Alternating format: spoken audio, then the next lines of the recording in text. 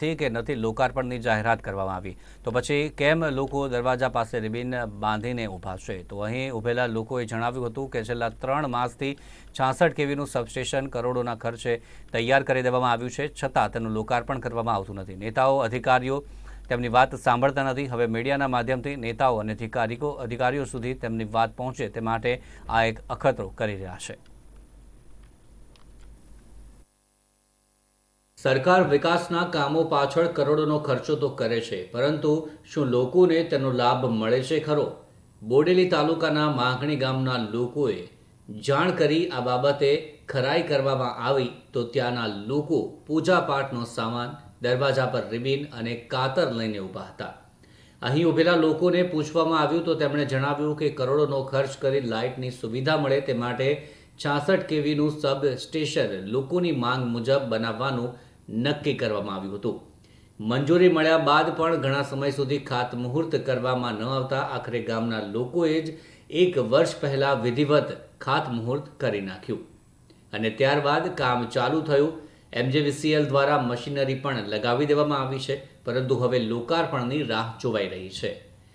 તંત્રમાં અને નેતાને રજૂઆતો તો કરી છે, પરંતુ કોઈ તેમની વાત સાંભળવા તૈયાર નથી. હવે તેઓ લોકાર્પણ પણ કરી દેવાની તૈયારી બતાવી રહ્યા છે. આ જે સબસ્ટેશન છેલ્લા 3 મહિનાથી તૈયાર થયું છે, એ સબસ્ટેશન એકદમ રેડી છે, પણ કોઈ નેતા ઉદ્ઘાટનમાં આવતા નથી. અને જો કોઈ નેતા ઉદ્ઘાટન કરી જાય એનું, તો આ ગામમાં લાઇટ 24 કલાક માટે ચાલુ થઈ જાય. જે હમણાં જે સંખેડાથી જે લાઇટ આવે છે એમાં બહુ જ લાઇટો જાય છે અને બહુ જ તકલીફ પડે છે ગામમાં. તો એ તકલીફ બંધ થઈ જાય અને આનાથી બીજા આજુબાજુના 20 ગામોમાં પણ રાહત થાય એવું છે. આ લાઇટો મળે એવી છે. તો વહેલી તકે કોઈક નેતા અધિકારી આવીને ઉદ્ઘાટન કરે તો ગામમાં લાઇટો ચાલુ થઈ જાય. અમે અહીંયા આગળ જે રિબિન કાપવા માટે રાહ જોઈ રહેલા નેતાઓને હજુ સુધી કોઈક નેતાઓ આવી નથી રહ્યા. અને અમે જ્યારે ખાતમુહૂર્ત કર્યું તે દિવસ બી નથી આવ્યા અને ગામ લોકોએ ભેગા થઈને ખાતમુહૂર્ત કર્યું હતું.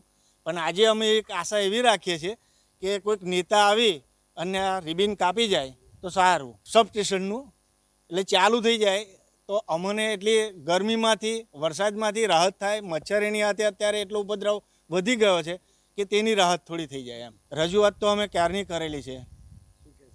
એ તો કહે છે કે હા થઈ જશે આવી વાત કરે છે. આ વિસ્તારના લોકો એટલા માટે આવું કરી રહ્યા છે કે તેમના વિસ્તારમાં પૂરતા વીજ પુરવઠાના અભાવે લોકો ત્રાહિમામ પોકારી ઉઠ્યા છે. રોજ રાત્રિના સમયે લોકો અંધારા ઉલેચી રહ્યા છે. દિવસે પણ માંડ 2-4 કલાક વીજ પુરવઠો મળે છે. આ એકલા માંગણી ગામની સમસ્યા નથી, લગભગ 15 થી 20 ગામના લોકોની સમસ્યા છે. સરકાર દ્વારા જે માંગણી કરી અને સરકારે કરોડોનો ખર્ચ કરીને 66 કેવીનું સબસ્ટેશન બનાવી તો દીધું, પરંતુ આજે શોભાના ગાંઠિયા સમાન જ છે. લોકોને હતું કે તેમની સમસ્યાનું નિવારણ આવી ગયું, પરંતુ આજે આ 66 કેવીના સબસ્ટેશન દ્વારા લોકાર્પણ કરી વીજ પુરવઠો ચાલુ કરવામાં આવે તેની રાહ જોવાઈ રહી છે. આ વિસ્તારના લોકોએ ખાતમુહૂર્ત તો અગાઉ કરી નાખ્યું હતું. હવે જ્યારે નેતાઓ અને અધિકારીઓ પાસે જો સમય ન હોય તો તેઓ લોકાર્પણ પણ કરી નાખે તેવી તૈયારી છે.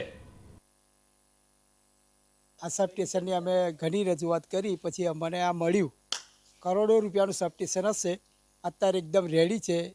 કોઈ નેતા આવીને રિબિન કાપે એવી રાહ જોવાય છે. સંખેડાથી લાઇટ આવે છે, 10 કિલોમીટર છે. એમાં ઝાડ પડે, જમ્પર બરે, ઘણા પ્રશ્નો બને છે અને વારે ઘડીએ લાઇટ જતી રહે છે.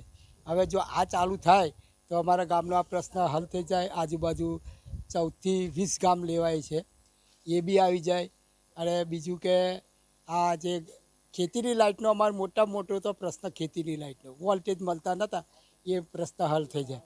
હવે સંખેડાથી અત્યારે લાઇટ આવે છે, લાઇટ જાય તો રજૂઆત કરીએ તો એ લોકો કહે કે સબસ્ટેશન તો ચાલુ જેટકોવાળા જ કરી શકે. અમારા તરફથી બધું ફાઇનલ છે. જેટકો કંપની આવી અને આનું ગમે તે રિબિન કાપે અને શરૂઆત કરે. હવે જાતે જ કરી નાખ્યું. એટલે અમે બધા નેતાને બધાને ખબર હતી કે સબસ્ટેશન પાસ થયું છે અને એના માટે કોઈ પ્રોગ્રામ બનાવીએ કે ખાતમુહૂર્ત કરીએ, પણ કોઈ દેખાયા ના.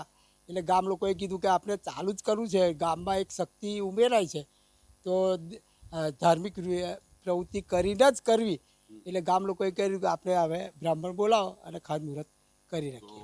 બસ કોઈ બી નેતા રાત્રે બી આવે કે અમે કાપવું એટલે રેડી જ છે બધું. રાહ જ જોવાય, આતુરતાથી રાહ જોઈએ. હવે આ અહેવાલ તંત્ર ધ્યાને લે અને આ વિસ્તારના લોકોને અપૂરતા વીજ પુરવઠાને લઈને કરોડોનો ખર્ચ કરી બનાવવામાં આવેલ સબસ્ટેશનનું લોકાર્પણ કરી લોકોને પડતી હાલાકી દૂર કરે તેવી માંગ લોકો કરી રહ્યા છે. રફીક ડનીવાલા, નિર્માણ ન્યૂઝ, છોટાઉદેપુર. તો હાલ સમાચારમાં બસ આટલું જ. વધુ સમાચાર માટે જોતા